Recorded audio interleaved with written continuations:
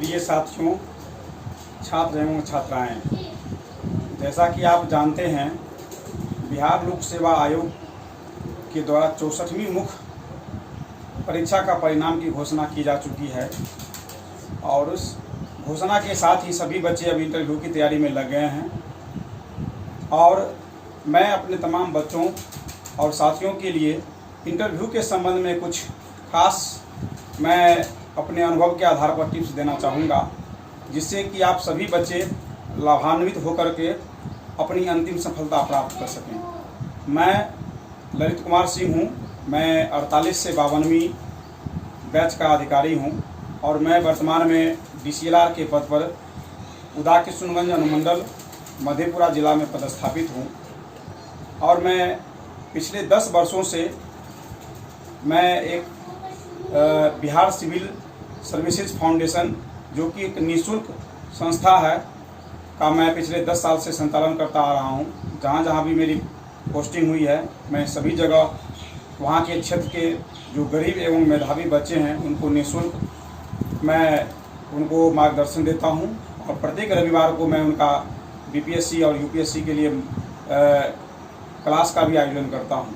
और आपको बता दूँ कि इस वर्ष हमारे 8 बच्चे जो कि विभिन्न सेंटर से हैं, महनार वैशाली, शिवाजी नगर समस्तीपुर, जहानाबाद और बेगूसराय, पटना, तमाम 8 बच्चे जो कि 64वीं मुख्य परीक्षा में सफलता प्राप्त किए हैं। मैं उन सभी बच्चों को मैं अपनी ओर से, अपने इस संस्था की ओर से शुभकामनाएं देना चाहूँगा। और मैं तमाम बच्चों को जो कि बिहार लोक सेवा आयोग के अंतर्गत 64वीं मुख्य परीक्षा में सफलता प्राप्त किए हैं, मैं उनकी शुभकामना देता हूं कि वो आने वाले इंटरव्यू में वो अच्छी तरह से सफलता प्राप्त करके इस बिहार राज्य के विभिन्न पदाधिकारी के पद पर पदस्थापित होकर के अपने बिहार को आगे बढ़ाएं। और मैं जो सबसे पहले मैं जो इंटरव्यू के लिए जो सबसे महत्वपूर्ण कड़ी होती है वो 2 प्रकार की होती है। सबसे पहले तो मैं अपने तमाम बच्चों को मैं कहना चाहूँगा कि इंटरव्यू से पहले बिहार लोक सेवा आयोग के द्वारा आपकी जो शैक्षणिक योग्यता से संबंधित होती है उस और जन्म तिथि इत्यादि से संबंधित जो सर्टिफिकेट होते हैं उसकी जांच होती है। तो अभी पर्याप्त समय है और तमाम बच्चों से मेरा अनुरोध है कि आप मैट्रिकुलेशन से लेकर के, मैट्रिकुलेशन का मतलब हुआ जो आपकी जन्म तिथि है, जो मार्कशीट है, इंटरमीडिएट, उसी तरह से स्नातक, यदि आप PG किए हैं तो PG, और PG के साथ यदि कोई अन्य क्वालिफिकेशन आप प्राप्त किए हैं तो उनके जितने भी तमाम सर्टिफिकेट्स हैं, जितने भी मार्कशीट हैं, उसको आप एक सीरियल वाइज अपने एक फाइल में उसको सुरक्षित कर लें, संरक्षित कर लें।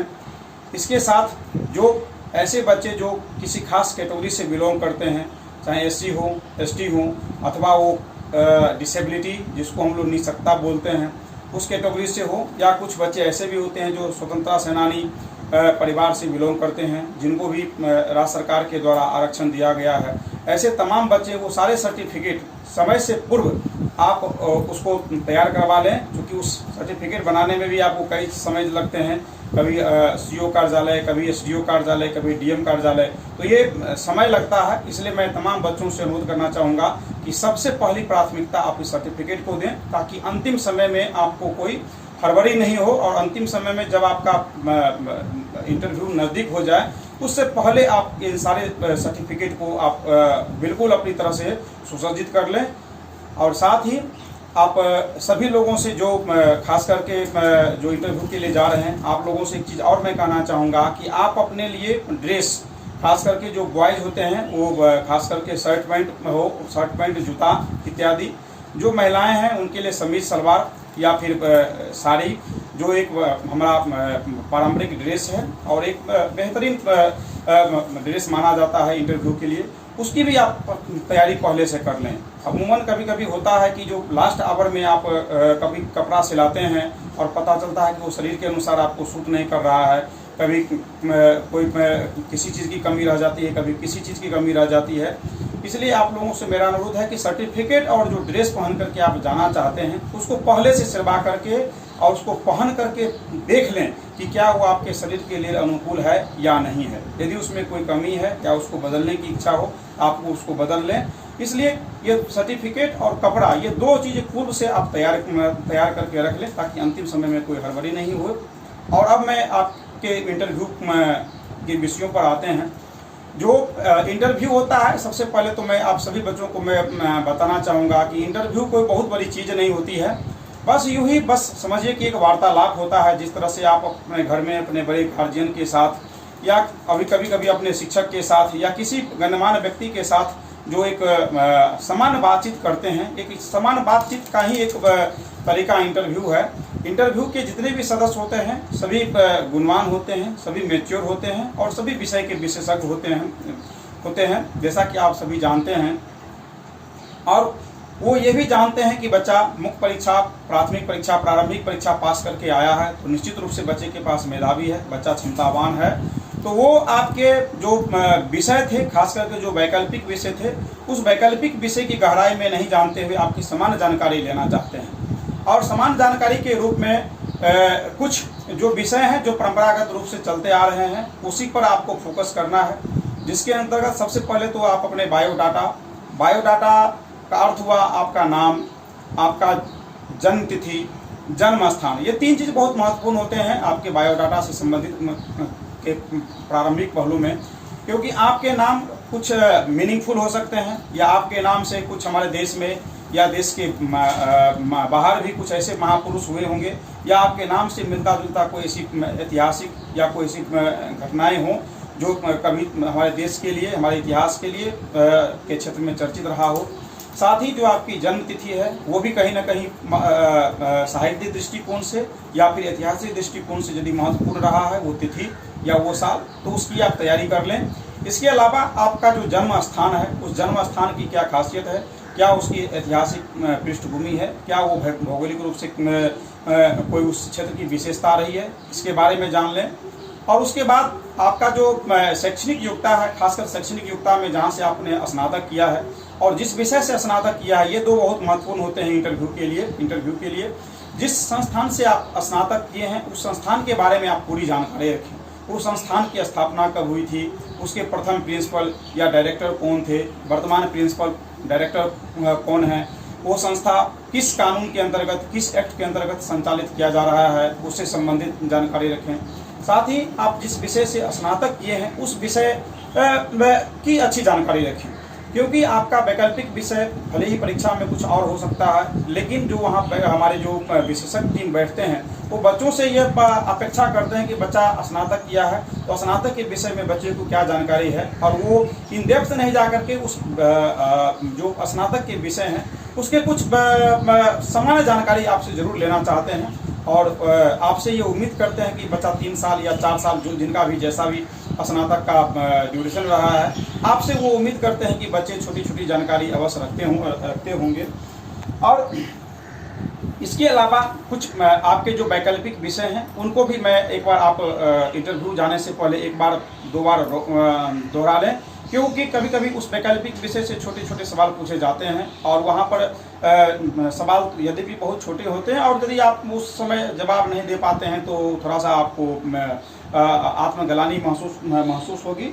और इसके अलावा जो आप किसी नौकरी से, यदि आप किसी नौकरी से में आप हैं, वर्तमान में किसी सर्विस में हैं, चाहे वो प्राइवेट हो या सरकारी हो, तो उसके बारे में पूरी जानकारी रखें कि आप किस प्रकार के काम करते हैं, उसका समाज पर क्या प्रभाव पड़ रहा है, सरकार के साथ आपके उस संस्था का क्या रोल है, जिस संस्था में आप काम कर रहे हैं उसके डायरेक्टर कौन है, उसकी संस्था की स्थापना कब हुई है, उस संस्था से रिलेटेड केंद्रीय मंत्री हों चाहे हमारे बिहार राज्य के मंत्री हों, ये सब चीज़ छोटी छोटी पूछी जा सकती है। आपके जो गृह जिला है, आपके गृह जिला खास करके जिस जिला से, चाहे वो जैसे मेरा जिला समस्तीपुर है तो समस्तीपुर से जो ऐतिहासिक बातें हैं, समस्तीपुर की जो ऐतिहासिक घटनाएं हैं उसके बारे में, समस्तीपुर के जो भौगोलिक वातावरण है, जो भौगोलिक जानकारी हैं, वहाँ की खास करके इंडस्ट्री, वहाँ की नदियाँ, वहाँ की जो मिट्टी हैं, वहाँ की जलवायु हैं, वहाँ पर उपजने वाले जो क्रॉप्स हैं इत्यादि, इसके बारे में आपसे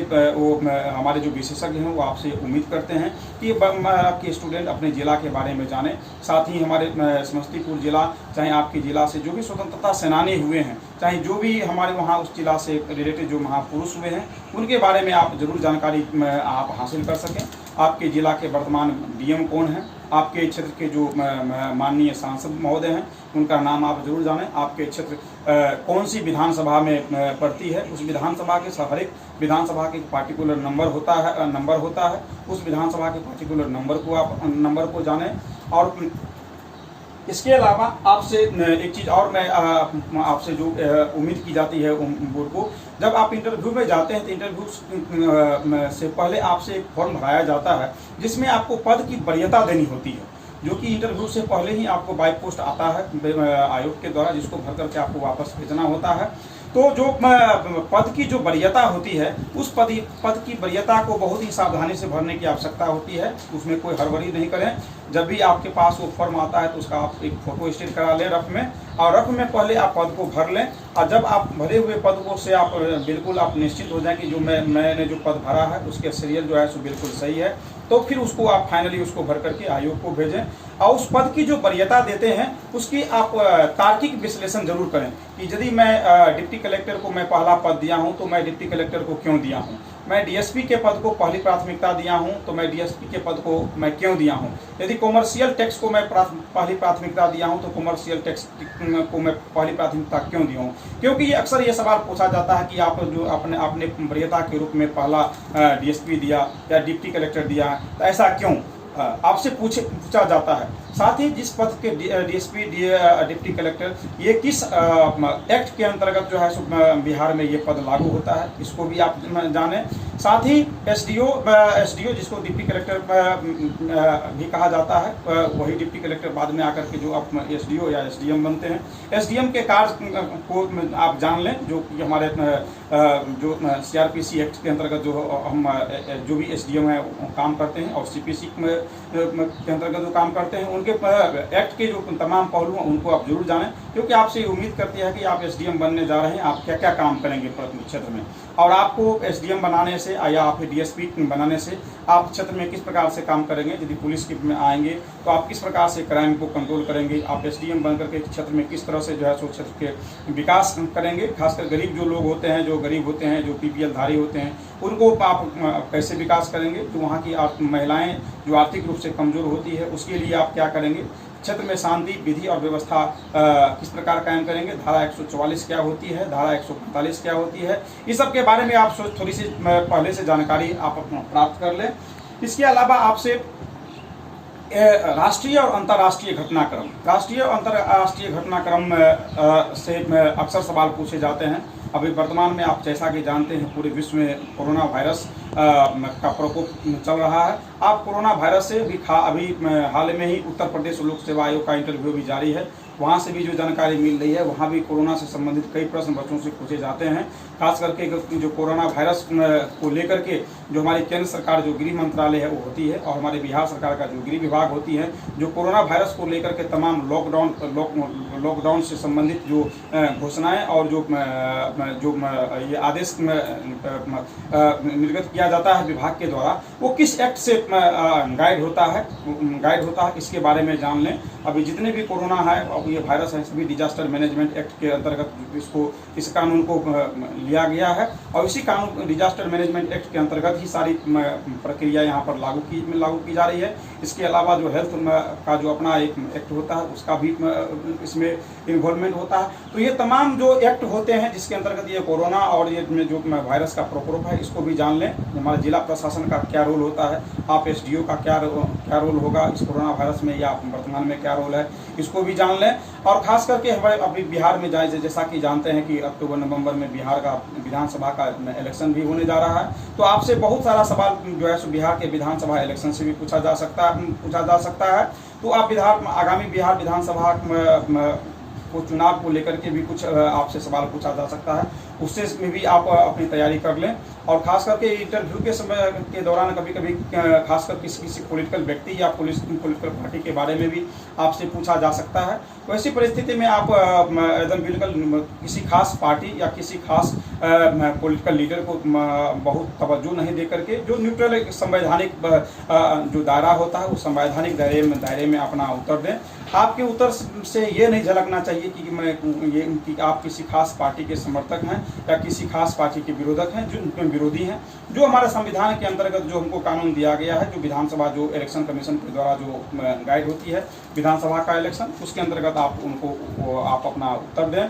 और जो महिला अभ्यर्थी हैं, महिला अभ्यर्थी से बहुत सारे सवाल जो महिला से रिलेटेड होती है, खास करके बिहार में महिला की अशिक्षा, बिहार में महिलाओं की आर्थिक कमजोरी, स्वयं सहायता समूह की भूमिका और बिहार में 35% महिलाओं को आरक्षण दिए जाने के बाद महिलाओं के विकास में उसकी भूमिका, ये सब तमाम सवाल होते हैं जो आपसे वहाँ पर विशेषज्ञ एक्सपेक्ट किए जाते हैं। साथ ही इसके अलावा एक और बात होती है जो कि आपकी अभिरुचि से, जो कि आपका जो हॉबी, जिसको आप हॉबी कहते हैं, उससे भी आप अक्सर सवाल पूछा जाता है। अक्सर सवाल पूछे ही जाते हैं कि आपकी हॉबी क्या है। और हॉबी के बारे में मैं आप लोगों को बताना चाहूँगा कि कभी भी कोई मनगढ़ंत हॉबी नहीं दें। आप बचपन से जो भी जिस चीज क्षेत्र में भी आपकी अभिरुचि रही है, जैसे कभी कभी होता है कि हमको क्रिकेट खेलना बहुत अच्छा लगता है, चाहे हमको जो है सो चेस खेलना बहुत अच्छा लगता है, या हमको मोबाइल पर गीत सुनना ही बहुत अच्छा लगता है, या फिर हमको निबंध लिखना अच्छा आता है, या हमको कविता लिखना अच्छा आता है, या हमको बागवानी बहुत अच्छा लगता है, हमको छोटे बच्चों को पढ़ाना बहुत अच्छा लगता है। तो ये सब तमाम प्रकार के हॉबी हैं जो कि आप में कोई ना कोई, हर एक व्यक्ति के पास कोई ना कोई हॉबी जरूर होता है। दुनिया में शायद ही कोई व्यक्ति ऐसा हो जिसके पास कोई हॉबी नहीं हो। जो महिलाएं होती है वो खास करके जो गार्डनिंग की बहुत शौकीन होती हैं। कई महिलाएं पेंटिंग करने में बहुत अच्छा अभिरुचि होती है, कई महिलाएं कविता लिखने में बहुत एक्सपर्ट होती है, कहानी लिखने में एक्सपर्ट होती है।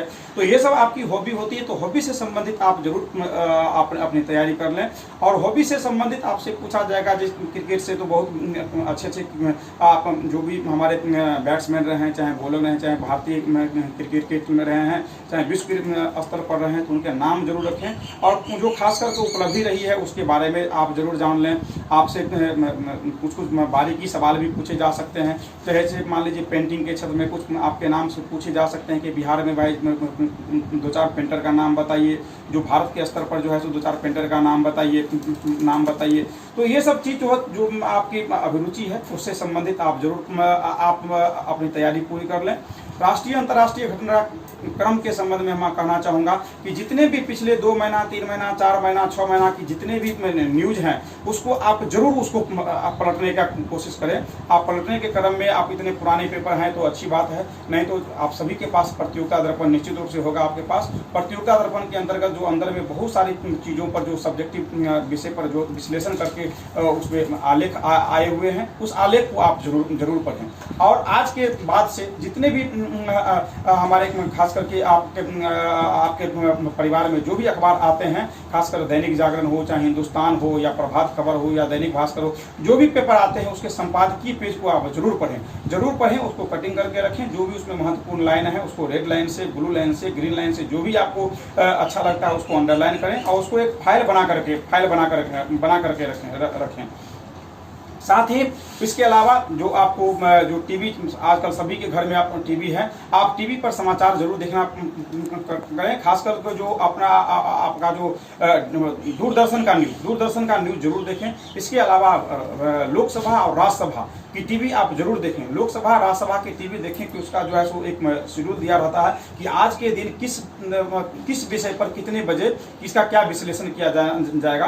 तो आप उस अनुसार आप प्रत्येक दिन अपना रूटीन बनाएं कि राज्यसभा और लोकसभा पर जो है सो आप अपना उस विश्लेषण को देखें। उस विश्लेषण से आपको 2 चीज़ की फायदा है। एक तो आप बोलने की तरीका आपको पता चल जाएगा कि किसी विषय पर जो विशेषज्ञ होते हैं किस प्रकार से बोलते हैं। तमाम आप देखते होंगे कि जो राजनीतिक दल के लोग होते हैं जब उनका जब विश्लेषण होता है तो देखते होंगे आपस में काफ़ी वो झगड़ालू और झगड़ने पर उतार हो जाते हैं। लेकिन वही जब लोकसभा और राज्यसभा टीवी पर जाएंगे तो आप देखेंगे कितनी बड़ी बातों को बहुत ही सहज माध्यम से, बहुत बहुत कम शब्दों में बहुत आसानी तरीका से लोग जो विशेषज्ञ होते हैं वो प्रस्तुत करते हैं। तो लोकसभा और राज्यसभा टीवी देखने से आपको बात करने के तरीके, बातचीत करने के तरीके आपको पता चल जाएंगे, और जिस विषय पर भी वो विश्लेषण किया जा रहा है विशेषज्ञों के द्वारा, उसके बारे में आपको पूरी जानकारी मिल जाएगी। और इसे सुनने से आपको किसी भी विषय पर यदि आप एक बार किसी विशेषज्ञ की बात को सुन लेते हैं तो उसी बात को आप इंटरव्यू बोर्ड के सामने रखने पर आप बहुत ही सहज महसूस करेंगे।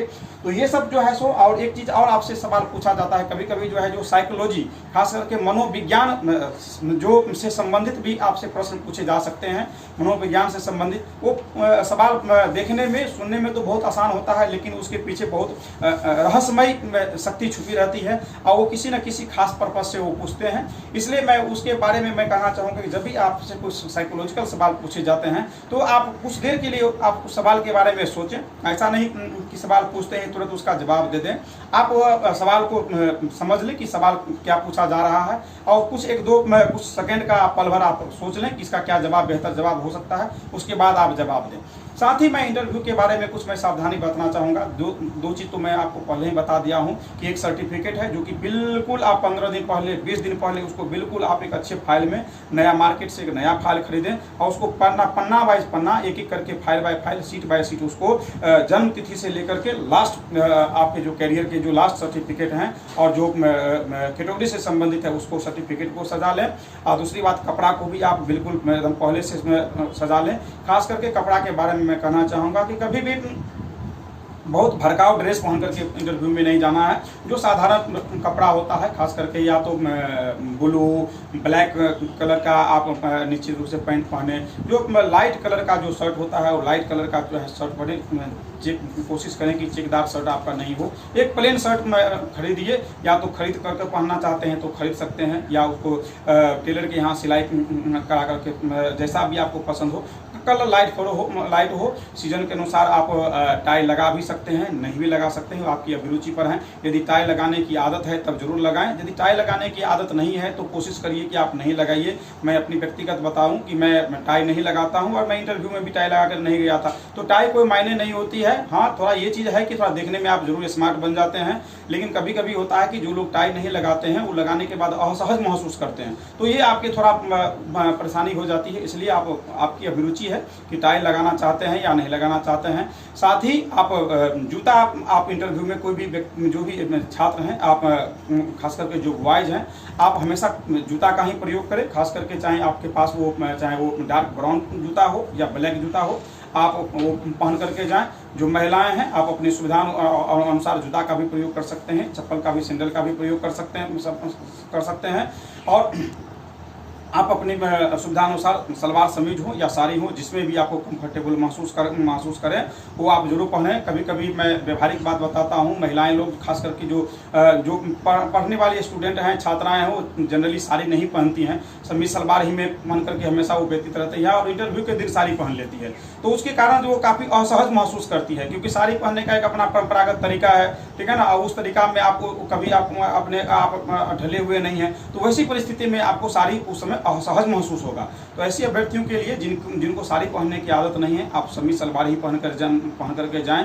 और समीज सलवार भी आपका एक सोबर कलर का हो, बहुत भड़काऊ नहीं हो, ठीक है। और दूसरी बात, जब इंटरव्यू में जाएं तो आप मोबाइल अपने साथ जो है सो रूम में, जो इंटरव्यू का कक्ष होता है, जो अध्यक्ष महोदय के सामने, चाहे जो वहाँ पर कंप्लीट, उससे बाहर ही आप मोबाइल साइलेंट करके किसी साथी को दे दें, या आप अपने कोई बैग ले गए हैं, कोई पॉलीथीन ले गए हैं, तो उसमें बिल्कुल मोबाइल को कंप्लीट साइलेंट भी नहीं, बिल्कुल स्विच ऑफ करके रख दें, ताकि आप इंटरव्यू के दौरान किसी भी प्रकार का आपका इधर उधर ध्यान नहीं भटके। और मैं इंटरव्यू के लिए मैं कहना चाहूँगा कि इंटरव्यू देते समय देखिए, इंटरव्यू पे यही समझिए कि आपके सामने वो गार्जियन बैठे हुए हैं, और सभी लोग सभी विशेषज्ञ होते हैं, उनसे कभी झूठ नहीं बोलना है। और जब इंटरव्यू होता है तो वहाँ पर 4-5 सदस्य होते हैं। सबसे पहले तो आप जब आप इंटरव्यू हॉल में जब जाते हैं, पहले से ही वहाँ पर एक स्टाफ रहते हैं जो कि सबको आपको क्रम बता देंगे कि इसके बाद आपका है, इसके बाद आपका है। आप जब इंटरव्यू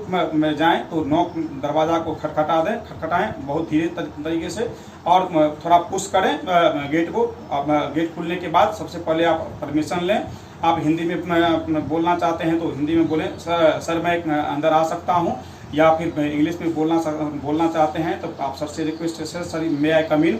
जो भी आप लैंग्वेज आप पसंद करते हैं, जो भी आपके लैंग्वेज सहूलियत होता है उसमें आप पूछ करके अंदर जाएँ। आपको परमिशन मिलते ही आप जाएँ वहाँ पर, और जब वहाँ पर आपके लिए कुर्सी लगी रहती है, आप देखेंगे। आप बैठने से पहले आप परमिशन जरूर लें कि सर क्या मैं बैठ सकता हूँ, या तमूमन होता है कि आपको परमिशन लेने की आवश्यकता नहीं पड़ती है। तकरीबन जो विशेषज्ञ सर होते हैं वही बोलते हैं ललित जी आइए बैठिए, ठीक है ना। तो इस तरह से आप बैठते समय आप कोशिश कीजिए कि कुर्सी को बहुत दाएं बाएं हिलाएं नहीं, और बहुत सिंपल तरीका से आप बैठ जाएं, शांति से बैठ जाएं। और बैठने के साथ ही आप कम से कम थैंक यू सर जरूर बोलें। साथ ही एक चीज़ और मैं कहना चाहूँगा कि जब आप परमिशन लेकर के अंदर घुसते हैं तो आपके सामने दो प्रकार के चीज़ होते हैं। एक तो जितने भी वहाँ पर विशेषज्ञ होते हैं या तो पुरुष होते हैं, या उसमें कुछ महिलाएं भी हो सकती हैं। तो यदि महिलाएं हैं तो सबसे पहले उनको आप विश करें, प्रणाम मैडम कहें, गुड मॉर्निंग मैडम कहें, गुड मॉर्निंग। उसके बाद फिर जो जेंट्स होते हैं, जो विशेषज्ञ होते हैं, उनको गुड मॉर्निंग सर, प्रणाम सर कहें। उससे यदि महिलाएं हैं तो उनको प्राथमिकता दीजिए कि पहले जो महिला विशेषज्ञ हैं उनको पहले प्रणाम करें। उसके बाद जो है सो आप जो भी जेंट्स हमारे विशेषज्ञ उनको प्रणाम करें, और उसके साथ ही बैठ जाएं। और बैठने के साथ ही आप अपने शरीर को थोड़ा सा सहज रखें, वहाँ पर बहुत हड़बड़ाएं नहीं, बहुत हड़बड़ाने की आवश्यकता नहीं है, घबराएं नहीं। आप अपने हाथ को अपने पैर पर रखें, कभी भी अपना हाथ आप सामने में टेबल रहता है उस पर नहीं रखें। आपके पास यदि वो फाइल है तो अपने फाइल को अपने हाथ में ही रखें, अपने पैर के जो जांघ होते हैं उस पर रखें, एकदम सहज अवस्था में रहें। आपसे बहुत आसानी तरीका से, जब खास करके जो हमारे सीनियर विशेषज्ञ होते हैं वही प्रारंभ करते हैं, और बहुत आसान तरीका से आपको बहुत सहज तरीका से बात करेंगे। अच्छा ललित जी, अच्छा आप समस्तीपुर जिला के हैं? अच्छा हम समस्तीपुर गए थे। जानते हैं समस्तीपुर में एक पुल है ना, बड़ा पुल जो उसको पार करते हैं। अच्छा बताइए तो जो पुल है वो किस नदी पर बनी हुई है? तो इस तरह से आपको जो है सो आपके बहुत सहज लैंग्वेज से आप स्टार्ट होगा। अच्छा ललित जी, अच्छा जानते हैं समस्तीपुर में ललित जी, हाँ आप ललित नारायण मिश्रा जी को जानते हैं? ललित नारायण मिश्रा जी कौन थे? तो इस तरह से आपको बहुत ही सहज भाषा में बात करेंगे। कोई सदस्य तो जो बहुत बुजुर्ग होते हैं आपको बेटा कह करके भी संबोधित करते हैं इंटरव्यू में। अच्छा बेटा ये बताओ तो आपको कभी भी सदस्य ये नहीं चाहते हैं कि हमारे बच्चे कभी घबराएं या फिर उसको किसी प्रकार का माने वो साइकोलॉजिकल प्रेशर हो। बहुत ही सहज लैंग्वेज में आपसे बात करेंगे। बस आपका यही उद्देश्य है कि आप अपने विशेषज्ञ के साथ कभी झूठ नहीं बोलिए, और जो भी सर आपसे बात करें उनसे आँख में आँख मिला करके बात करिए। ये नहीं कि हम ऊपर छत को देख रहे हैं या नीचे टेबल को देख रहे हैं, ये नहीं। जो सर आपसे बात करें उनसे मुखातिब होकर उनसे बात करें, और बात करने के दौरान आप सब अन्य सदस्यों पर भी नजर रखें।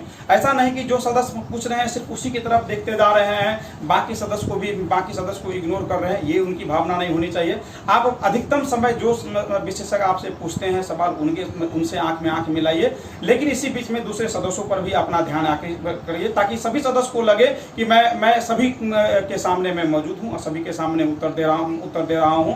दूसरी बात मैं ये कहना चाहूँगा कि कभी भी सदस्यों से कभी झूठ नहीं बोलना चाहिए। जो आप जानते हैं आप उनको जरूर आप बताएं, और जो नहीं जानते हैं उनको सरल भाषा में आप कह दें कि सर मैं नहीं जानता हूं सर, सॉरी सर। और दूसरी बात है कि बहुत आपकी जो बात होनी चाहिए वो बोल्डनेस होनी चाहिए, आपकी बातों में बोल्डनेस होना चाहिए। बहुत धीमे नहीं, सर मैं नहीं जानता हूँ, सर मैं नहीं जानता हूँ, माने ये दोनों चीज़ नहीं चलेगा। ना बहुत ना आपकी इतनी आवाज़ बहुत धीमी भी नहीं होनी चाहिए जिससे लगे कि बच्चा में कॉन्फिडेंस की कमी है, और इतना जवाब भी, इतना कोई सवाल इतने बहुत आसान आपसे पूछे जा सकते हैं जिसको बहुत आपको लगता है कि इसका तो सब कुछ जवाब जानते हैं, तो उसको इतना बोल्डनेस होकर के भी जवाब देने की आवश्यकता नहीं है जिससे कि लगे कि हाँ ये लड़का कुछ अपने को दिखाना चाह रहा है। तो ये भावना भी आप अपने को व्यक्त नहीं होने दीजिए। आप बिल्कुल आप माइल्ड रहिए, बिल्कुल एकदम सहज बन करके रहिए। आप अपने चेहरे पर मुस्कान रखिए जिससे कि आपसे बात करने पर सदस्य खुश हो सकें। आप कोशिश कीजिए कि अपनी अभिरुचि के अनुसार, अपने क्षेत्र के अनुसार अपना विशेषज्ञों को अपनी आकर्षित करें। जिस सवाल का आप जवाब जानते हैं उसको बहुत अच्छा से दीजिए, जवाब दीजिए। खास करके मीडियम के बारे में एक चीज़ और कहना चाहूँगा कि अमूमन अमूमन बिहार में देखा जाता है कि आपका मीडियम भले ही इंग्लिश मीडियम रहा हो, आपका मेंस भी आप इंग्लिश मीडियम में रखे हो, लेकिन आप अंदर में तकरीबन हिंदी लैंग्वेज में, हिंदी भाषा में ही सभी सदस्य आपसे सवाल पूछते हैं। मैं भी इंग्लिश मीडियम में, मेरा भी इंग्लिश मीडियम रहा है, लेकिन 90% सवाल हमसे सब हिंदी में ही पूछे गए थे। लेकिन जहां आपको लगता है कि यदि आप इंग्लिश मीडियम के स्टूडेंट हैं, आपसे कुछ जैसे कि हमको हमारे टाइम में हमसे पूछा गया था कि ये बीटी जीन क्या होता है, बीटी कॉटन क्या होता है। अब बीटी कॉटन को हिंदी में समझाना बहुत डिफिकल्ट था। जेनेटिक इंजीनियरिंग हमसे पूछा गया था कि जेनेटिक इंजीनियरिंग क्या है। अब जेनेटिक इंजीनियरिंग को हिंदी में समझाना थोड़ा डिफिकल्ट था, क्योंकि मेरी मीडियम इंग्लिश थी, मैं इंग्लिश में पढ़ाई हुई थी। तो हमने परमिशन लेकर के सर, मैंने पूरा कि सर क्या मैं इसको इंग्लिश में बता सकता हूँ? उन्होंने कहा है बिल्कुल बता सकते हैं। तो फिर मैंने इंग्लिश में बताना स्टार्ट किया। तो आप कोशिश कीजिए कि आपके विशेषज्ञ जिस मीडियम में बात करें उस मीडियम में बात करें। हाँ, आप एक चीज़ हो सकता है कि कभी आप हिंदी भाषी के स्टूडेंट हैं और इंग्लिश में आपसे सवाल पूछा जाए और इंग्लिश में आप अपने को सहज नहीं महसूस कर सकते हैं, या इंग्लिश में आपको बोलने की आदत नहीं है, तो वैसी परिस्थिति में आप बोल दें कि सर मैं हिंदी में मैं जवाब देना चाहता हूं, क्योंकि मेरी भाषा हिंदी रही है। तो इस स्थिति में आप सर से रिक्वेस्ट करके आप इंग्लिश में पूछे गए सवालों को आप हिंदी में जवाब दीजिए, या हिंदी में ऐसे सवाल पूछे जाएं जिसका आप इंग्लिश में बेहतर जवाब देना चाहते हैं तो उसको इंग्लिश में बेहतर जवाब दीजिए। तो ये सब ये तो सब साधारण टिप्स हैं जो कि आपको बीपीएससी में जो आगामी, हमको लगता है कि 15 अगस्त के बाद जो बीपीएससी का इंटरव्यू प्रारंभ हो जाएगा, तकरीबन 1 से 1.5 महीना का समय दिया जाता है तैयारी करने के लिए। तो मैं तमाम बच्चों को मैं अपनी शुभकामना देना चाहता हूं कि आप सभी इंटरव्यू के लिए आप अच्छी से तैयारी करें। और मैं एक चीज़ मैं कहना चाहूँगा कि मैं कई इंटरव्यू में फेस किया हूँ, और बीपीएससी का मेरा जो था वो हमको लगता है कि मेरा 5वां इंटरव्यू था, और सभी इंटरव्यू में मैं सफलता प्राप्त किया हूँ। और अपनी मेरा जो अनुभव है पिछले 5 इंटरव्यू का अलग अलग जगहों पर, इससे पहले मैं staff selection commission graduation level का भी मैं इंटरव्यू दिया था, जिसके अंतर्गत मैं सब इंस्पेक्टर दिल्ली पुलिस में सिलेक्ट हुआ था। उसके अलावा मैं सीपीओ सेंट्रल पुलिस ऑर्गेनाइजेशन के अंतर्गत UPSC union public service commission Dholpur house नई दिल्ली में भी इंटरव्यू दिया था। यूपीएससी में भी, वहाँ भी मैं असिस्टेंट कमांडेंट के लिए सिलेक्शन हुआ था। इसके अलावा मैं Kerala Kochi university of science and technology, वहाँ भी इंटरव्यू दिया था। उसके बाद जो मैनेज हैदराबाद है, वहाँ भी इंटरव्यू दिया था।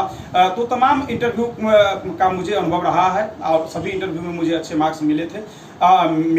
उसी के आधार पर उसी अनुभव के आधार पर मैं अपनी एक पुस्तक मैं तैयार किया हूं, जिसको आप देख सकते हैं, साक्षात्कार में सफलता का मंत्र। ये पूर्णतः हिंदी भाषा में लिखी गई है, और यह पूर्णतः कहीं कोई काल्पनिक नहीं है। ये पूर्णतः मेरी व्यक्तिगत अनुभव की चीज़ों को मैंने तमाम चीज़ों को इसमें लिखा है। जैसा कि आप इसमें देख सकते हैं, टोटल हमने इस इंटरव्यू को टोटल 18 भागों में मैंने इसे व्यक्त किया है। आप देख सकते हैं कि मैंने स्टार्ट ही किया है साक्षात्कार, परिचय, उद्भव और विकास, साक्षात्कार के उद्देश्य एवं रूपरेखा, साक्षात्कार में पाए गए अच्छे अंकों का महत्व, साक्षात्कार के महत्वपूर्ण, साक्षात्कार का माध्यम, साक्षात्कार की तैयारी कब और कैसे, अखबार एवं टीवी की भूमिका, विभिन्न विषय एवं तरीका, महिला अभ्यर्थियों से पूछे जाने वाले संभावित प्रश्न, साक्षात्कार के लिए सर्टिफिकेट की तैयारी, साक्षात्कार के लिए ड्रेस की तैयारी, साक्षात्कार के लिए दिन की तैयारी, साक्षात्कार हेतु आयोग के कार्यालय की प्रक्रिया, साक्षात्कार कक्ष में प्रवेश व साक्षात्कार, साक्षात्कार हेतु विशेषज्ञों की राय, कैरियर में सफल व्यक्तित्व की राय, व्यक्तित्व विकास और उसका महत्व, और लास्ट में मैं एक मॉडल साक्षात्कार भी आपको इसमें दिया हूं।